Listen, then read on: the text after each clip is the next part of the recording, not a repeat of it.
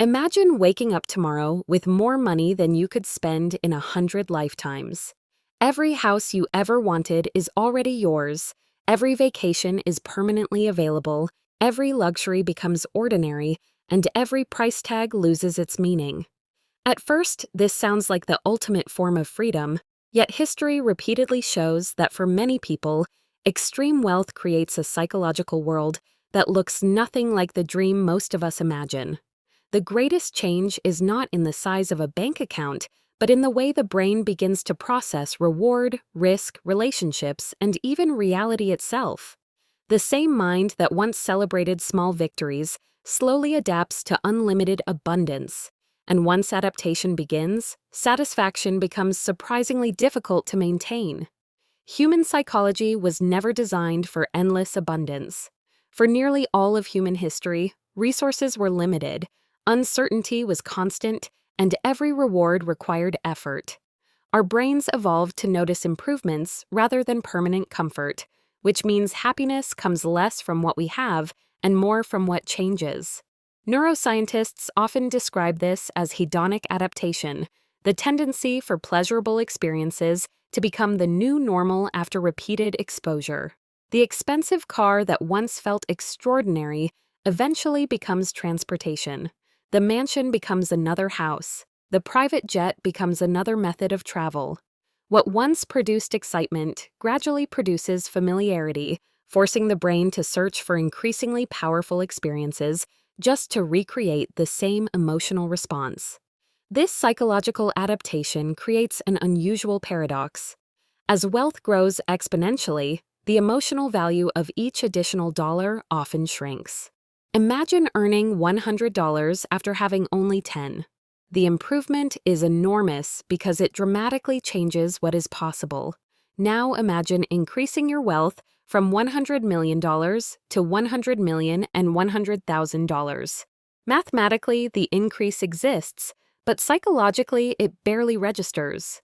The human brain responds far more strongly to relative change than absolute numbers, which explains why enormous fortunes can continue growing while their owners report feeling surprisingly unchanged. The mathematics behind this phenomenon is simple but powerful. Every reward follows a pattern of diminishing emotional returns. The first comfortable home solves a real problem by providing security and stability. The second home adds convenience. The fifth home mainly adds complexity, maintenance, and decisions.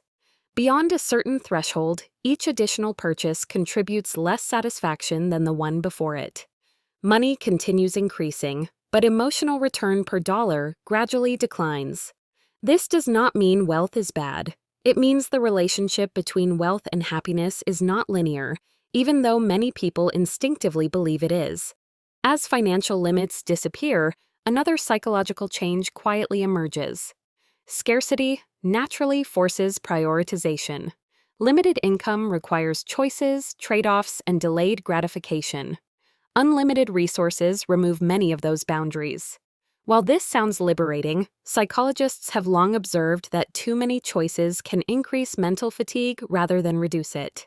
When every possibility is available, deciding what truly matters becomes more difficult because almost nothing is excluded. Ironically, constraints often simplify life, while unlimited options can complicate it. Extreme wealth also changes the way risk is perceived. For most people, financial mistakes carry immediate consequences, creating natural caution. Someone living paycheck to paycheck carefully evaluates large purchases because every decision matters. Individuals with extraordinary wealth can become insulated from ordinary feedback. Failed investments, expensive hobbies, or risky business experiments may produce little noticeable impact on daily life. Over time, this insulation can reshape judgment itself. Decisions begin feeling safer than they actually are because the normal signals that teach caution become weaker. History offers fascinating examples of this pattern. Across different countries and different centuries, periods of extraordinary wealth have often been followed by increasingly ambitious speculation. During economic booms, confidence tends to expand faster than evidence.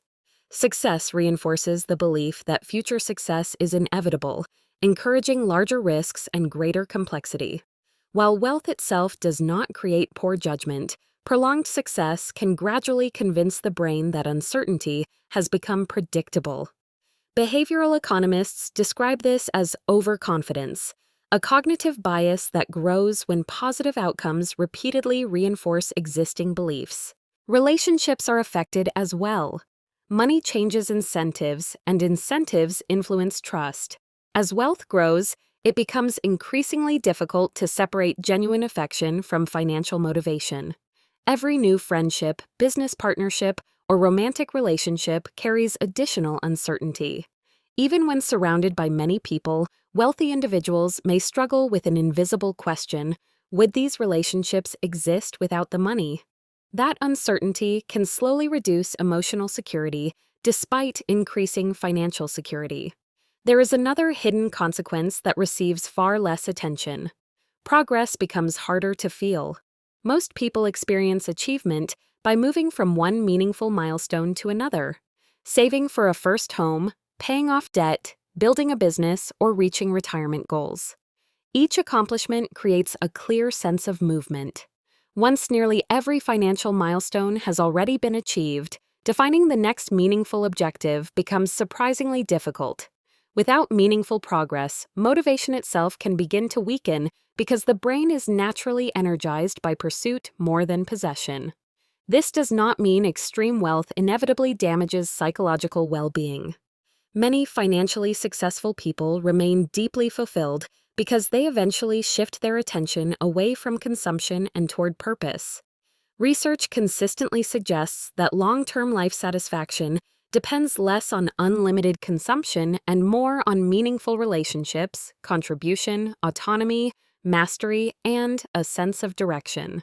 In other words, once financial security is established, the variables that matter most become increasingly psychological rather than financial.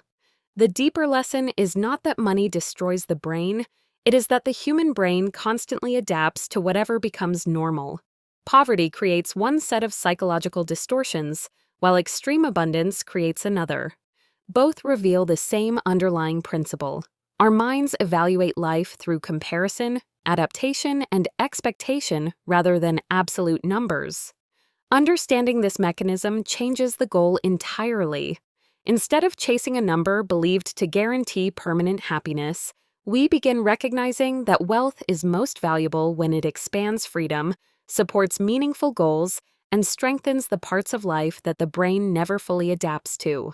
Beyond that point, the greatest investment is no longer in accumulating more money, but in preserving perspective.